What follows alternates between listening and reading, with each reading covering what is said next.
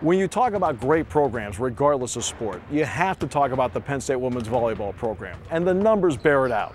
10 Big Ten championships, 6 Final Fours, 2 national championships. They are the defending national champions.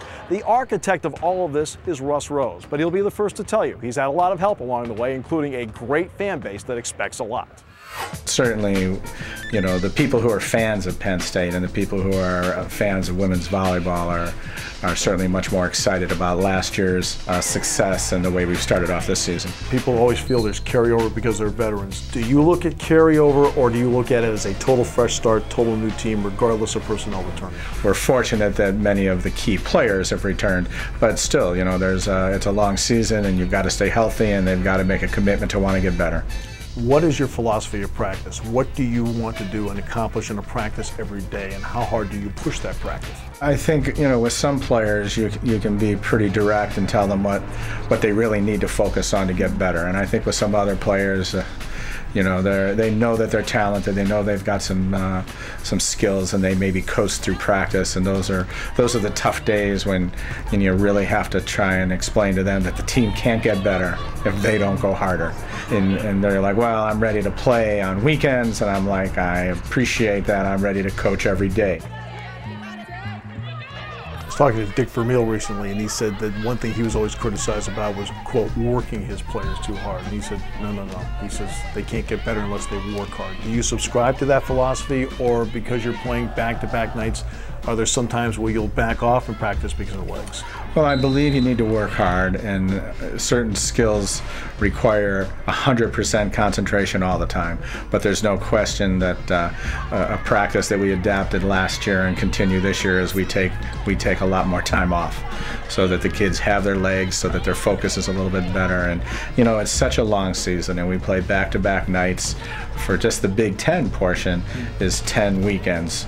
So, you know, half of them you're on the road. So you're playing on the road at schools on home football weekends with big crowds, and, you know, and I think it's hard to expect kids to emotionally handle that and still maintain their responsibilities as student athletes.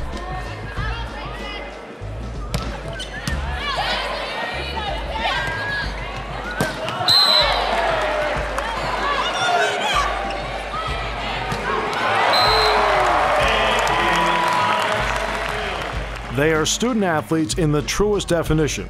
For women's volleyball, that means class during the week and back-to-back matches on the weekend. So what's it like on Friday to make that transition from student to athlete? I start with statistics 200 in the morning and then go to econ right after that, and then come get treatment, and I'm done. For me, I have math around 9:05, then right from there history, and then history to English. And then after that I have a little break, and then I come to practice. It's pretty light, normally an hour and 15 minutes. We go through some serving and passing, partner stuff, and then go over team serve receive and free ball, down ball, 4-person, and then go through the other team scouting and reporting and stuff like that. After practice, we usually have a team meeting right after, a couple minutes after, and then after team meeting, we have a team meal, and then after that, we usually have a break like we did today, and then come back in at like for an hour, 15 minutes before the game, and then do another serve receive, 15 minutes, and then ready to go.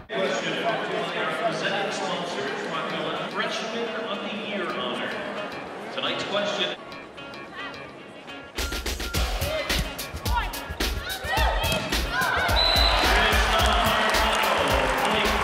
Game time for athletes means they have their routines and superstitions.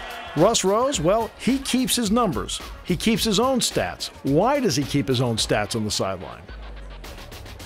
I take statistics that allow me to make decisions right then. So I'm never in a situation where I have to wait to the end of the game to know why we won or why we lost. I want all the information, and then I want to make decisions. So I take all of the information as it deals with my team. My staff is gathering information on the other team, and then we try to process as much as we possibly can to impact the outcome instead of have a good answer for the post-game press conference. What does it mean to the program to have a university president that enjoys your product but is also committed to your product?